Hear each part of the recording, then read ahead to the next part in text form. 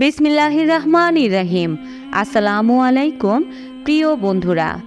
ফাতেমা ও আলী রাদিয়াল্লাহু তাআলা আনহুয়ের অভাবের ঘরে এক অদ্ভুত ফকির এসে খাবার চাইল। তারপর ঘটল বিস্ময়কর ঘটনা। আসুন ভিডিওটি শুরু থেকে শেষ পর্যন্ত দেখতে থাকি। একদা উম্মে আয়মান নামক জনৈক মহিলা এক কাজের জন্য হযরত ফাতিমা রাদিয়াল্লাহু তাআলা আনহুর কাছে আসলেন। তিনি ফাতেমা রাদিয়াল্লাহু তাআলা আনহুর দরজায় এসে তাকে ডাকবেন কিনা তাই ভাবছিলেন। একবার ডাক দিয়ে কোনো সাড়া পেলেন না, কিন্তু তার ঘরের জাতা ঘোরানোর শব্দ শোনা যাচ্ছিল। এবার উম্মে আয়মান চিন্তা ভাবনার পর ঘরের এক ফাঁকা দিয়ে তাকিয়ে দেখে হযরত ফাতেমা রাদিয়াল্লাহু তাআলা আনহা দারুণভাবে ঘুমাচ্ছেন, কিন্তু জাতাটা আপনা আপনিই ঘুরছে এবং হযরত হুসাইন রাদিয়াল্লাহু তাআলা আনহুকে একজন সুন্দর সুশ্রী জনৈক মহিলা দোলনায় দোল খাওয়াচ্ছিলেন এবং অপর একজন সুন্দরী মহিলা চৌকির ওপর বসে তাসবিহ পাঠ করছিলেন, কিন্তু তাদের কারো চেহারা দেখা যাচ্ছিল না। এই দৃশ্য দেখার পর উম্মে আয়মান হযরত ফাতিমা রাদিয়াল্লাহু তাআলা আনহুর বাড়ি থেকে বের হয়ে নবী করিম সাল্লাল্লাহু আলাইহি ওয়াসাল্লামের দরবারে গিয়ে উপস্থিত হলেন। উম্মে আয়মান বিশ্বনবী সাল্লাল্লাহু আলাইহি ওয়াসাল্লামের কাছে সম্পূর্ণ ঘটনা বর্ণনা করলেন। অতঃপর হযরত মুহাম্মদ সাল্লাল্লাহু আলাইহি ওয়াসাল্লাম সমস্ত ঘটনা শোনার পর বললেন, উম্মে আয়মান, আমার মেয়ে ফাতেমা দুপুরের গরমে জাতা ঘোরাতে ঘোরাতে ঘুমিয়ে পড়েছে, অথচ তার রুটি তৈরি করা এবং তাসবিহ পাঠ করা তখনও জরুরি ছিল। আবার ওদিকে হযরত হুসাইন রাদিয়াল্লাহু তাআলা আনহু গরমে ঘুম ভাঙার আশঙ্কা ছিল।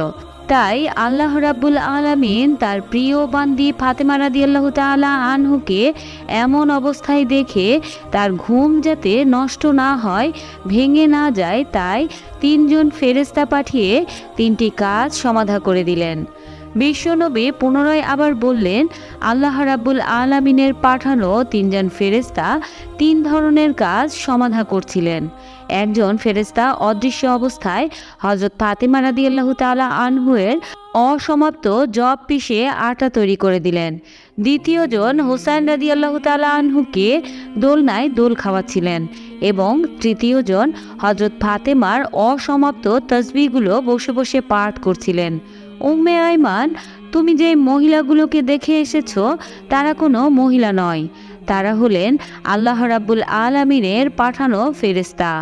রাসূল করিম সাল্লাল্লাহু আলাইহি ওয়াসাল্লামের মুখে হযরত ফাতেমা রাদিয়াল্লাহু তাআলা আনহুয়ের ঘটনা শুনে উপস্থিত সকলে এবং উম্মে আয়মান রাদিয়াল্লাহু তাআলা আনহু বিস্মিত হয়ে গেলেন এবং হযরত ফাতেমা রাদিয়াল্লাহু তাআলা আনহুয়ের জন্য প্রাণ ভরে দোয়া করলেন।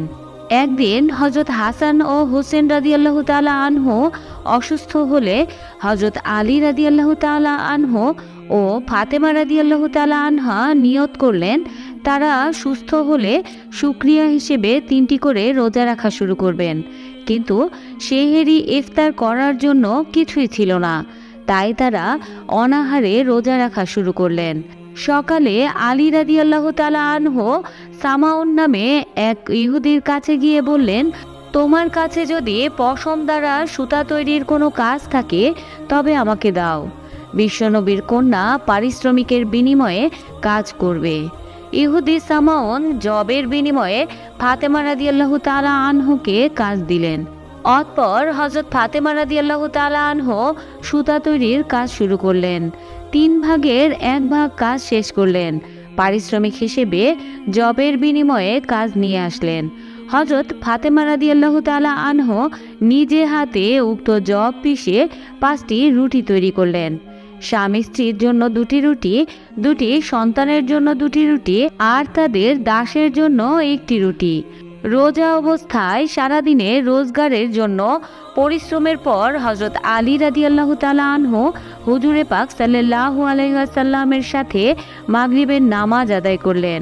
অতঃপর ঘরে এসে খানার দস্তরখানায় এসে বসলেন। হযরত আলী রাদিয়াল্লাহু তাআলা আনহু এক টুকরো করে রুটি মুখে নিবেন, এমন সময় একজন ফকির দরজার সামনে এসে আওয়াজ দিল, হে মুহাম্মদ সাল্লাল্লাহু আলাইহি ওয়াসাল্লামের পরিবারবর্গ, আমি এক ফকির মিসকিন, আমাকে খানা দাও। আল্লাহ পাক রব্বুল আলামিন তোমাদেরকে জান্নাতের দস্তরখানায় খাওয়াবেন। হযরত আলী রাদিয়াল্লাহু তাআলা আনহু হাত নামিয়ে নিলেন এবং হযরত ফাতেমা রাদিয়াল্লাহু আনহার সাথে পরামর্শ করলেন। হযরত ফাতেমা রাদিয়াল্লাহু তাআলা আনহু বললেন, অবশ্যই দিয়ে দিন। তারপর হযরত আলী রাদিয়াল্লাহু তাআলা আনহু সমস্ত রুটি ওই ফকির মিসকিনকে দিয়ে দিলেন। ফলে ঘরের সকলেই অনাহারে থাকলেন। অতঃপর দ্বিতীয় দিনের রোজা রাখা শুরু হলো।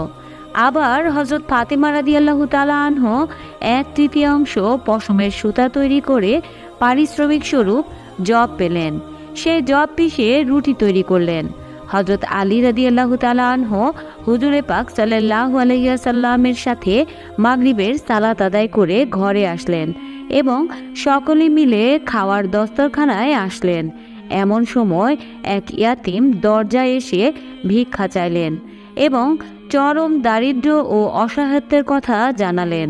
ফলে তারা ওই দিনও সমস্ত রুটি ওই ইয়াতিমের হাতে তুলে দিলেন এবং নিজেরা পানি পান করে তৃতীয় দিনের রোজা শুরু করলেন। সকালে হযরত ফাতেমা রাদিয়াল্লাহু তাআলা আনহু অবশিষ্ট পশম দ্বারা সুতা তৈরি করলেন এবং পারিশ্রমিক হিসেবে জব পেলেন এবং সেই জব পিষে রুটি তৈরি করলেন। মাগরিবের নামাজের পর যখন সকলে খেতে বসলেন, তখন এক যুদ্ধবন্দী দরজায় এসে আওয়াজ দিল এবং দারুণ অভাব ও কষ্টের কথা বলে সাহায্য চাইল। এবারও তারা তাকে সেদিনের সমস্ত রুটি দিয়ে দিলেন এবং সেদিনের জন্য তারা অনাহারেই রয়ে গেলেন। চতুর্থ দিন সকালে রোজা ছিল না, কিন্তু খাওয়ারও কিছু ছিল না। হযরত আলী রাদিয়াল্লাহু তাআলা আনহু পুত্র হাসান ও হুসেনকে সঙ্গে করে হুজুরে পাক সাল্লাল্লাহু আলাইহি ওয়াসাল্লামের খিদমতে হাজির হলেন। ক্ষুধা ও দুর্বলতার কারণে চলাও মুশকিল হয়ে পড়েছে। হুজুরে পাক সাল্লাল্লাহু আলাইহি ওয়াসাল্লাম বললেন, তোমার ক্ষুধা ও কষ্ট দেখে আমার খুব যন্ত্রণা হচ্ছে, চলো ফাতেমার কাছে যাই। হুজুরে পাক সাল্লাল্লাহু আলাইহি ওয়াসাল্লাম হযরত ফাতেমা রাদিয়াল্লাহু তাআলা আনহু-এর ঘরে আসলেন। তখন তিনি নামাজ পড়ছিলেন। এমন সময় তিনি দেখতে পেলেন ক্ষুধায় তার চোখ ভিতরের দিকে ঢুকে গিয়েছে এবং খুবই দুরবস্থা তার। তখন হুজুরে পাক সাল্লাল্লাহু আলাইহি ওয়াসাল্লাম আল্লাহ তাআলার কাছে ফরিয়াদ জানালেন। তখন জিবরাইল আলাইহিস সালাম কোরআনের একটি আয়াত সহ আসলেন, অর্থাৎ তারা ইয়াতিম মিসকিনকে বন্দীকে আহার দান করেন। খাবারের প্রতি নিজেদের আগ্রহ থাকা সত্ত্বেও হযরত আলী রাদিয়াল্লাহু তাআলা আনহু আল্লাহ তাআলার সন্তুষ্টি ও প্রশংসা লাভের কারণে হযরত আলী ও তার পরিবারবর্গকে মোবারকবাদ জানালেন। এই ঘটনা থেকে শিক্ষা হলো, দানশীল লোক আল্লাহ তাআলার নিকটবর্তী, জান্নাতের নিকটবর্তী, মানুষ ও সমাজের নিকটবর্তী। একমাত্র আল্লাহ তাআলার উদ্দেশ্যে দান করলে আল্লাহ তাআলা তাদের প্রশংসা করেন। হযরত আলী রাদিয়াল্লাহু তাআলা আনহু এবং হযরত ফাতেমা রাদিয়াল্লাহু তাআলা আনহু এর দানে আল্লাহ পাক সন্তুষ্ট হয়ে ওহী নাজিল করেছেন। তাদের দান কতটা উচ্চ পর্যায়ের ছিল, সুবহানাল্লাহ। একদা বিশ্বনবী 2 দিনের ক্ষুধা পেটে নিয়ে একটি গাছের নিচে বসেছিলেন। হঠাৎ নবীজি মনস্থ করলেন মা ফাতেমার বাড়িতে যাবেন কিছু খাবারের উদ্দেশ্যে। মা ফাতেমার ঘরের কাছে যখন নবীজি আসলেন, তখন মা ফাতেমার দরজায় সালাম দিয়ে নবীজি আওয়াজ করলেন, কিন্তু ভেতর থেকে কোনো শব্দ আসছে না। নবীজি দ্বিতীয়বার আবার দরজা খোলার জন্য মা ফাতেমাকে বললেন, তারপরেও কোনো আওয়াজ আসছে না। এবার নবীজি তৃতীয়বারের মতো আবার মা ফাতেমাকে ডাক দিয়ে দরজা খোলার জন্য আহ্বান করলেন। তারপর ভেতর থেকে মা ফাতেমা বলতে লাগলেন, বাবা গো, আমি কিভাবে দরজা খুলবো? আমার পরনে যে ছোট কাপড়, পায়ের দিক ঘোরালে মাথার দিক খালি হয়ে যায়, মাথার দিক ঘোরালে পায়ের দিকটা খালি হয়ে যায়। এবার নবীজি মাথা থেকে তার পাগড়িটা খুলে দরজার ফাঁকা দিয়ে মা ফাতেমাকে দেন এবং বললেন, মা, আমার পাগড়িটা মাথায় দিয়ে দাও। মা ফাতেমা নবীজির পাগড়িটা মাথায় দিয়ে তারপরে দরজা খুলে দেন। বিশ্বনবী ঘরের ভিতর প্রবেশ করে দেখলেন মা ফাতেমা কান্না করছেন।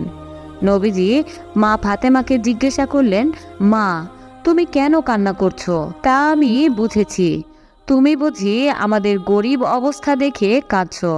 এবার মা ফাতেমা জবাব দিলেন, আব্বাজান, আমি আপনার গরিবী অবস্থা দেখে কাঁদছি না। আব্বাজান, আজকে 3 দিন যাবৎ আপনার আদরের নাতি হাসান এবং হোসাইন না খেয়ে ক্ষুধার যন্ত্রণায় তারা 2 ভাই কান্নাকাটি করছে। এবারে নবীজি মা ফাতেমাকে উদ্দেশ্য করে বললেন, মা, ধৈর্য ধরো, নিশ্চয়ই আল্লাহ আমাদের সাহায্য করবেন। বিশ্বনবী যখন এই কথা বলছিলেন তখন মা ফাতেমা নবীজির চেহারার দিকে তাকিয়ে বুঝতে পারছিলেন নবীজিও অনেক ক্ষুধার্ত অবস্থায় আছেন। নবীজি কিছুক্ষণ পর ঘর থেকে বেরিয়ে গেলেন। এবার মা ফাতেমা 2 রাকাত নামাজ পড়লেন এবং আল্লাহর দরবারে মোনাজাত করে বলতে লাগলেন, হে পরওয়ারদিগার, হে মওলা, হে আসমান জমিনের মালিক আল্লাহ, আপনি আমাকে যত পারেন কষ্ট দেন, কিন্তু আমার আব্বাজানকে ক্ষুধার জন্য কোনো কষ্ট আপনি দিয়েন না। মা ফাতিমা রাদিয়াল্লাহু তাআলা আনহু যখন এভাবে আল্লাহর দরবারে মোনাজাত শেষ করছিল তখন মা ফাতিমা রাদিয়াল্লাহু তাআলা আনহু লক্ষ্য করলেন কোনো একজন এসে তার ঘরের সামনে রুটি এবং গোশত দিয়ে গেলেন।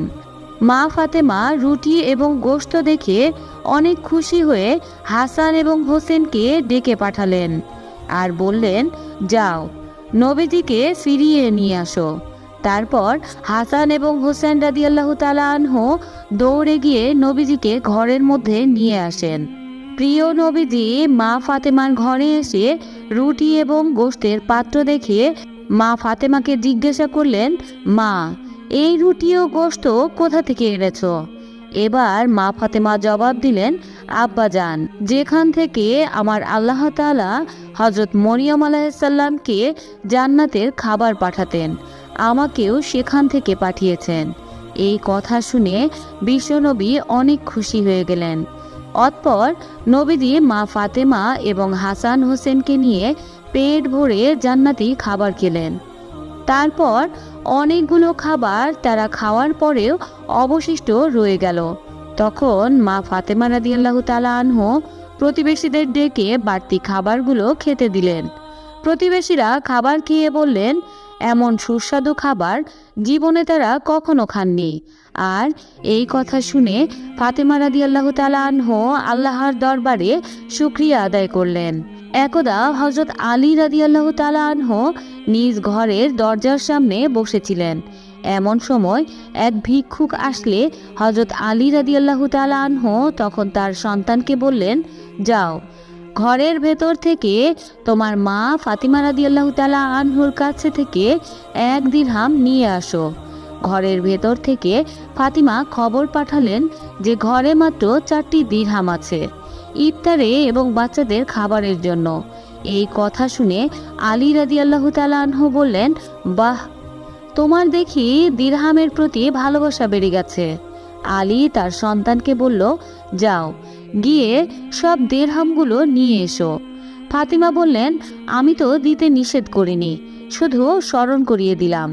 এই বলেই সবগুলো দিরহাম ফকিরকে দিয়ে দিলেন। এই ঘটনার একদিন পর জিবরাইল আলাইহিসসালাম মানব রূপে তিনি আলী রাদিয়াল্লাহু তাআলা আনহুর সঙ্গে সাক্ষাৎ করলেন। তার সঙ্গে ছিল একটি জান্নাতি উট। হযরত জিবরাইল আলাইহিসসালাম হযরত আলী রাদিয়াল্লাহু তাআলা আনহুকে বললেন, আমি আমার উটটি বিক্রি করব, আপনি কি কিনবেন? হযরত আলী রাদিয়াল্লাহু তাআলা আনহু বললেন, আমার কাছে এটি ক্রয়ের মূল্য নেই। জিবরাইল আলাইহিসসালাম বললেন, এটি আপনি বাকিতে নিন। এই কথা শুনে হযরত আলী রাদিয়াল্লাহু তাআলা আনহু বললেন, আচ্ছা, এটি আপনি কত টাকা দিয়ে বিক্রি করবেন? তিনি বললেন, 100 দিরহাম। এরপর হযরত আলী রাদিয়াল্লাহু তাআলা আনহু 100 দিরহামের বিনিময়ে উটটি ক্রয় করলেন। তারপর তিনি পথ চলতে লাগলেন। এর কিছুক্ষণ পর বেদুইন রূপে হযরত মিকাইল আলাইহিসসালাম তার সঙ্গে দেখা করলেন এবং জিজ্ঞাসা করলেন, আপনি এই উটটি কি বিক্রি করবেন? হযরত আলী রাদিয়াল্লাহু তাআলা আনহু বললেন, হ্যাঁ। বেদুইন জিজ্ঞাসা করল, কত দিরহাম দিয়ে কিনেছিলেন? হযরত আলী রাদিয়াল্লাহু তাআলা আনহু বললেন, এটি আমি 100 দিরহাম দিয়ে কিনেছি। বেদুইন বলল, আমি এটি 160 দিরহাম দিয়ে ক্রয় করব। হযরত আলী রাদিয়াল্লাহু তাআলা আনহু 160 দিরহাম দিয়ে উটটি বিক্রয় করলেন। বেদুইন তখন 160 দিরহাম দিলেন। তখন হযরত আলী রাদিয়াল্লাহু তাআলা আনহু পথ চলতে লাগলেন। পথ চলতে চলতে পূর্বে সেই বিক্রেতার সাথে তখন তার আবার দেখা হলো। তখন তিনি হযরত আলী রাদিয়াল্লাহু তাআলা আনহুকে জিজ্ঞাসা করলেন, আপনি নিশ্চয়ই উটটি বিক্রি করেছেন? তখন তিনি বললেন, হ্যাঁ। তাহলে আপনি আমার প্রাপ্য পরিশোধ করুন। এরপর হযরত আলী রাদিয়াল্লাহু তাআলা আনহু কথা মতো 100 দিরহাম দিয়ে দিলেন। তখন তার সঙ্গে ছিল বাকি 60 দিরহাম। তা নিয়ে তিনি বাড়ি ফিরে আসলেন এবং ফাতেমার সামনে সেগুলো রাখলেন। ফাতেমা আলী রাদিয়াল্লাহু তাআলা আনহুকে জিজ্ঞাসা করলেন, এতগুলো দিরহাম আপনি কোথায় পেলেন?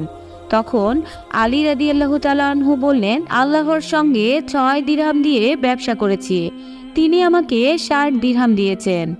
এরপর হযরত মুহাম্মদ সাল্লাল্লাহু আলাইহি সাল্লামের কাছে গিয়ে সব ঘটনা খুলে বললেন। তখন হযরত মুহাম্মদ সাল্লাল্লাহু আলাইহি ওয়াসাল্লাম বললেন, তুমি কি জানো পথের প্রথম ব্যক্তি কে ছিল?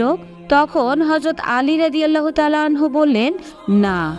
তখন মুহাম্মদ সাল্লাল্লাহু আলাইহি ওয়াসাল্লাম বললেন, তিনি ছিলেন জিবরাইল আলাইহিস সালাম আর ক্রেতা ছিলেন মিকাইল আলাইহিস সালাম। এরপর তিনি বললেন, শোনো হে আলী, আল্লাহ পাক তোমাকে এমন 3 রত্ন দান করেছেন যা তিনি আর কাউকেই দান করেননি। তোমার স্ত্রী জান্নাতের রমণীদের সর্দারনী, তোমার পুত্রদ্বয় জান্নাতের যুবকদের নেতা, আর তোমার শ্বশুর নবীদের সর্দার। সুতরাং আল্লাহর এই দানের জন্য তার কৃতজ্ঞতা স্বীকার করো এবং সেই সব নিয়ামকের ব্যাপারে আল্লাহ তাআলার প্রশংসা করো যা তোমাকে মহান আল্লাহ তাআলা দান করেছেন।